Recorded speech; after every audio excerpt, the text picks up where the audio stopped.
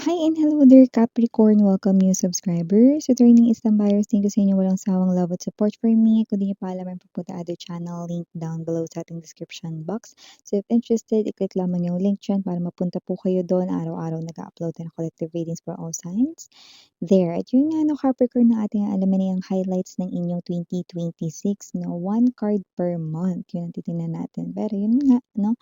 Just take only what resonates. Lahat tayong gender, babae, lalaki, LGBT, lahat ay welcome.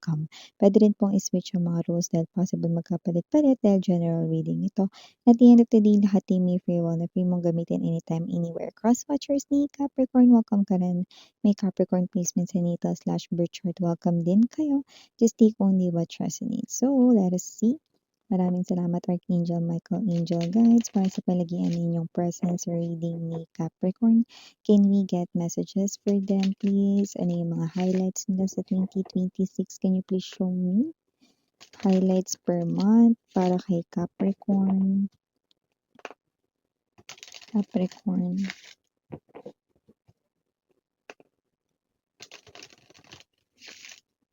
Oh, I just saw 11:11 mga babes, no? So make a wish, okay? It will come true. So let us see ano yung mga highlights for you, Capricorn. So, okay, huwag muna natin ibuklat, no? Isa-isa nating titingnan yan. January, February, March, April, May, June, July, August, September, October, November, December, at syempre yung bottom of the deck para sa added message mamaya din. So, tingnan natin ang inyo ditong January highlight, Capricorn. So, we have here the King of Swords. Okay. So, I do see Capricorn, no, na maaaring meron kayo ditong pagalitan, no? Pero wait lang, ha. Use muna natin yung light.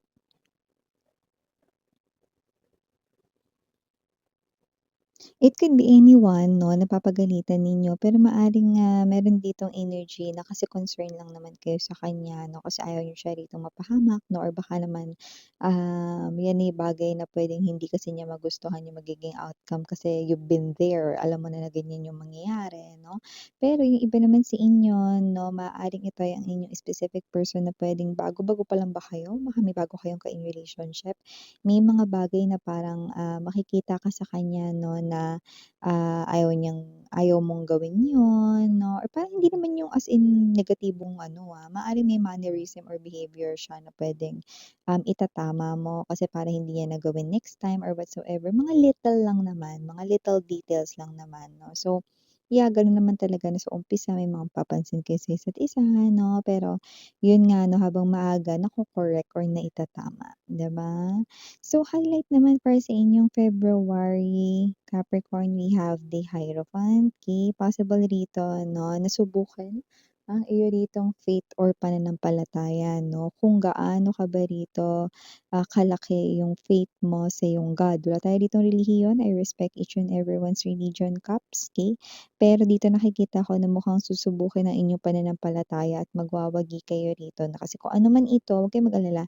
Wala naman akong nakuha ditong accident or emergency or whatsoever, no? But it's a test of your faith, okay? Of how big your faith is or pananampalataya mo sa iyong Diyos, okay? So, lahat tayo ritong religion and belief, tradition, no? Lahat ay welcome, okay? Pero dito nakita ko, no, na kahit subukin pa ng challenge na paparating sa February, no, or test na paparating sa February, malalampasan at malalampasan mo.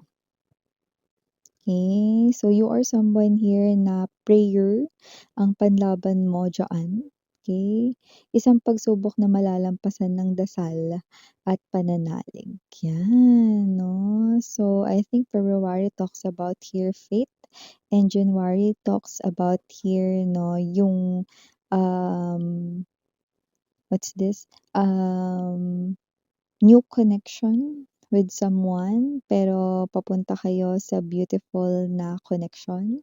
And if yun naman ay sa pagiging strict, someone close sa inyo, nakikita ko na hindi naman niya yun mamasamain, 'no. So, I do pick up na your, start 'no, sa 2026 'no, is something here na parang hindi naman siya mabigat 'no, hindi rin naman siya super challenging 'no, pero nakikita ko rito na sa umpisa lang 'yan, 'yan oh, sa umpisa lang 'yan ng taon kasi nararamdaman ko dito magsusunod-sunod na ang magaganda rito 'no, na mga mensahe for you. Highlights para sa March, see? Six of Cups, nakikita natin dito 'no, ang energy na possible rito na may someone bang hinihintay. Puwedeng kababata, matagal nang minamahal, puwede rin. Puwedeng hindi kababata pero matagal nang minamahal 'no, or puwedeng may matagal na kayong gusto 'no, at gusto niyo talaga na itong tao na 'to ay mapansin na kayo or whatsoever. Finally, March will be the start of something sa inyong dalawa. Papansin ka na dito ng taong gusto mo or mahal mo. And yung iba, okay, other angle nitong message na nakukuha natin dito 'no, meron ba kayong hinihintay? Someone from, the past na magbabalik sa life ninyo? Well, nakita ko siya ditong magbabalik. Someone you love so much, someone na marami kayong memories together, marami kayong moments. So kung may hinihintay ka pa na bumalik from the past. I'm seeing that person coming back sa'yo. And ang maganda, ang kagandahan nito, Caps, 'no, sa pagbabalik niya rito, 'no, ay nakikita ko rito na mas karapat-dapat siya sa'yo. Ay, bongga, bongga, bongga, guys, 'no? So, highlights para sa yung April star. Sabi ko sa inyo magsusunod-sunod na, eh. 'Di ba kanina sabi ko sa inyo 11-11 nakita natin? Make a wish. Star card energy, definitely, 'no? Isang long time wish mo ang matutupad, 'no? Isang wish mo dito from childhood or bata ka pa, 'no, since you were young, 'no? Or yung iba, ito talaga yung wish mo na talagang hanggang ngayon 'no, gustong-gusto mo talagang matupad. So ito na yun 'no, 11-11, make a wish. Kailan miss yan? Ngayon na. Make a wish ngayon na 'no, and yung sinabi ko kanina 'di ba na make a wish 'no, puwede rin kayong nag-wish na dun, carry na yun, okey? So nakita natin dito na may katuparan rito ng pangarap, Capricorn, at kung ano man yan bagay dito na nakikita kong matagal mo ng gusto yang mangyari sa'yo. Highlight para sa'yo ditong May, we have here Ace of Coins. See, magtutuloy-tuloy sabi ko sa'yo. Sa pera naman tayo, mukhang meron ditong new journey sa pera mo. Hindi ko naman nakikita na yung iba ay lilipat ng bagong trabaho, pero yung iba yes, pero yung iba, nakita ko rito 'no, Ace of Coins energy, parang mabibigyan ka diyan ng parang break sa trabaho na 'yan. Hindi yung break na masu-suspend ka, ha. Breakthrough ang nakikita natin dito, ibig sabihin puwedeng ma-promote ka or maiba ka rito ng department or maiba yung trabaho mo diyan, pero nakita ko mas magugustuhan mo yun, mas mamahalin mo yun. So, nakikita ko dito promotion or yung iba parang diyan yung mahahanap rito yung parang, "Ay, ito pala talaga yung gusto kong gawin," or whatsoever, yan 'no. In other words, you are being aligned to what you really want 'no, to the point that you do not feel that you're working, parang nag-e-enjoy ka lang. 'Yan. So, nakikita natin dito 'no, na meron dito magandang mangyayari sa iyong career, alignment, an alignment right here 'no, sa'yo talaga ditong gustong gawin sa career 'no. Pero increase din ito ng pera, yeah, that's added information. Increase rin ito ng money, salary, income 'no, or yung iba baka may negosyo 'no. Nakikita natin dito money flow is definitely very, very good, okay? So, Capricorn, nakakuha rin tayo dito ng mensahe with the Ace of Pentacles energy. Possible na meron ditong lumapit sa'yo, manghingi ng tip or advice, okay? Baka may bubuksan siyang negosyo. Could be a friend or someone kilala mo raw, no? May tiwala siya rito sa'yo. Taray! So, manghihingi siya ng tip, no? So, bigyan mo siya rito ng tip at nakita kong susundin niya iyon. Highlight naman para sa buwan ng June para kay Capricorn, Three of Coins, sabi ko sa inyo. Maraming mare-receive na mga compliments coming from the people na kasamahan mo sa trabaho 'no, at nakakaloka makakatanggap ka ng compliment doon sa person, hard person or, yung person na parang difficult na pakisamahan sa office ninyo ay posible rin dito na magbigay ng, compliment sa'yo Wow! So, maaaring may maganda ritong maipamalas ka sa work or whatsoever 'no, kasi nakita ko rito na puwede kang mag-gain ng friends. Yeah, yung mga coworkers mo. Iba naman baka may mga tao ka sa shop mo, baka ikaw ay business owner 'no, kung hindi ka naman working in a company. Pero yes, a difficult person here 'no, maaaring makuha mo rin ang kanyang attention 'no. Hindi sa love yun, kundi alam mo yun, nakita ko ritong bibigyan ka niya rito ng papuri 'no, because of a job well done. Wow! So, yung nakikita natin dun sa parte na yun sa June, Capricorn, yeah, papuri. Bibigyan ka rito ng mga parang mga hindi pagpuna, kundi papuri, 'yan 'no, compliments, "Ay, ang galing mo naman. Uy, paano mo ginawa yun? Ay, gusto ko rin gano'n." 'Yan, oh. How to be you daw, Capricorn, 'di ba? So, para naman sa July, Knight of Wands energy, nakakita tayo dito ng new love approaching you guys, not so new. Pero new love, ha, ano miss 'yan? Kasi hindi mo pa siya ever, hindi pa kayo nagkaroon ng relationship ever, pero matagal mo na siyang kilala ever. Kung sino man 'tong energy na 'to, Knight of Wands, hindi na siya rito matatakot i-express ang kanyang emotions and feelings. Confession is what I'm picking from this person's energy. Expect confession sa July kahit na 'yan ay maulan. Yes, possible na mag-confess siya habang umuulan. Huwag kayong mag-alala, hindi naman kayo mismo sa ulan mag hindi naman siya sa ulan aamin sa inyo 'no, pero very evident na uulan sa araw na 'yan because I just saw it in my vision. So yeah, mga babes 'no, para naman sa buwan ng August, we have the Three of Wands. Merong energy rito na posibleng baka ikaw ay mainip, baka ikaw ay paghintayin rito ng isang person. Hindi lang ito tungkol sa love, baka sa trabaho. 'Di ba sa trabaho kunwari ano yan, dugtong-dugtong sa trabaho tayo, 'di ba? So, kunwari may task na pagtapos natin gawin papasa natin ngayon sa susunod na gagawa 'no, or kung sino naman in charge dun. So, ganun yun 'no. Maaaring meron ditong na trabaho mo kasi meron ditong maaaring maging mabagal, baka may mag-pend rito ng kanyang work 'no, 'yan. Kasi may nakita ko dito na parang pag-iintayin ka or mag-iintay ka rito, 'yan 'no. High chance na puwedeng ito ay sa workplace, okey? Possible kasi na kung sino man yung coworker mo baka nabitbit niya yung kanyang personal na problema sa work, 'yan 'no. Kaya 'di ba laging sinasabi na 'pag may problema sa personal or sa bahay, 'wag dalhin sa work kasi nakakaapekto talaga yun sa mga trabahong kailangang gawin. Pero meron pa akong ibang anggulong nakukuha rito sa Three of Wands, Cups, meron ditong person na naghihintay na ikaw yung mag-first move, kumontak, mag-reach out, tumawag sa kanya 'no.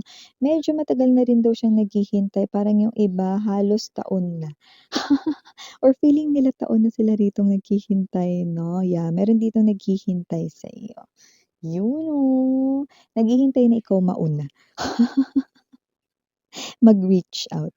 Highlight para naman sa September judgment energy. Nakita ko dito kung sino naghihintay na yun maiinip ng bonggacious.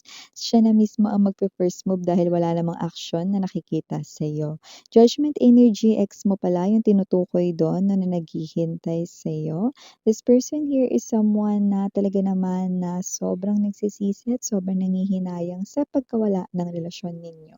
Alam mo yung iba sa kanila parang I don't know, isang dekada na siguro yung lumipas 'no, huli nung kayo ay naghiwalay or parang gano'n na yung pakiramdam niya. Nakakaloka, isang dekada. Puwedeng literal na maraming taon na kayong hiwalay pero tingnan mo, kakaloka nun, tagal nung hinintay niya. Sana lumapit na siya arte-arte. Yung tuloy parang feeling niya halos dekada siyang nag-intay pero yung iba totoong dekada talaga, hay ano. So maliban diyan mga nag-comment. So yun nga 'no, maliban diyan highlight naman sa inyo ditong October, Eight of Swords 'no. Possible na ikaw dito ay piliing mag-isa, pero hindi para magmukmok at umiyak or sentimental emerald, kundi para mag-isip. Dahil mukhang meron kang iisipin dito na may kinalaman sa, I don't know, event 'no, or baka ikaw ang maging organizer niyan or baka meron kang iniisip na kasi As you can see 'no, bare months na 'yan 'no, maaaring meron ka ditong mga iniisip baka anong laro ninyo sa Christmas party, sa work, or sa family 'no, pagsama-sama sa gatherings 'no, or anong mga paandar, anong mga pagkain, et cetera. Yeah, hindi problema yung iniisip mo, kundi may kinalaman sa festivities or pagsasama-sama, puwedeng friends or ano kaya, kita-kita naman kami ng mga friends ko rito, itong schedule kaya puwede kaya sa kanila 'to, ito yung mga food namin sa family reunion, blah, blah, blah, 'yan 'no. So nakita ko rito 'no, na ikaw ito na gusto mong mapag-isa, magkukulong ka sa kwarto mo kasi para mas makapag-isip ka. Okay, kung ano yung mga pagganap rito sa family reunion, sa mga friends mo rito 'no. Kasi parang gusto mo yung, paminsan-minsan may mga ganitong klase 'no, lalo na sa mga ganitong espesyal na okasyon, 'yan 'no. So, nakakaloka na magkaiba kayo rito kasi yung ex mo ikaw iniisip ta's ikaw ang iniisip mo dito kasiyahan. I think you're really okay now, Capricorn, no? You're not really thinking about your ex or anyone. You're thinking about here your life ahead, okay? And you have here wish na natupad, matutupad, or you have here financial growth, financial freedom. Wow.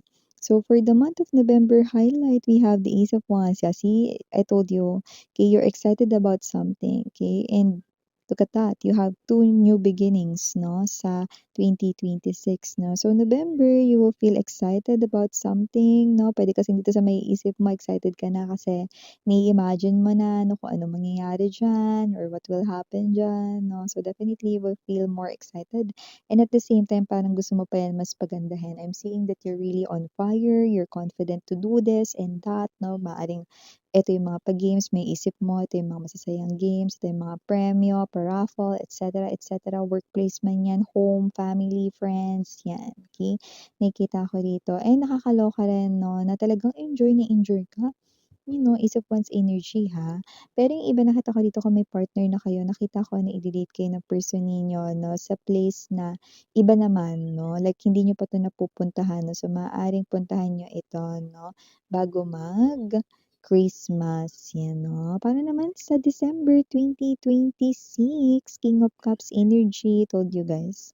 I do pick up that love is in the air between you and someone. Kung meron ng boyfriend, girlfriend, nakita ko dito or may asawa na, nakita ko dito na mas ipapakita pa rito ng person mo that he or she truly loves you, that what he or she is feeling for you is definitely genuine, 101% genuine, real, okay? Totoo. And I do pick up that you will feel loved by someone. If wala ka pang ka in relationship, definitely single era is about to end, Capricorn, because someone here will definitely expose, okay, how he or she loves you so much. Yan, no? King of Cups energy, I do pick up no, that love life is very evident na mas lalong magiging maganda sa 2026. Added message para sa'yo, Capricorn, we have the Three of Cups. Celebrations. Celebrations of achievement and success. Meron ka ditong maaabot at meron ditong mangyayari kung saan ito ay lumalabas bilang achievement. Pinaghirapan mo, pinag-effortan mo, achievement, success ang nakikita ko dito. Victory, triumph, ang nakikita natin dito for you guys. Whatever it is that you're working on right now, I do pick up na magkakaroon niya ng nilaga. So, yeah, mga babes natin, mga messages right here for you guys. Keep for the initials. Oo, nakakita ko dito mga initials, kakaloka, no? We have MPTOAI. And last but not the least, we've got letter S. Oh, may pahabol ha. The letter G.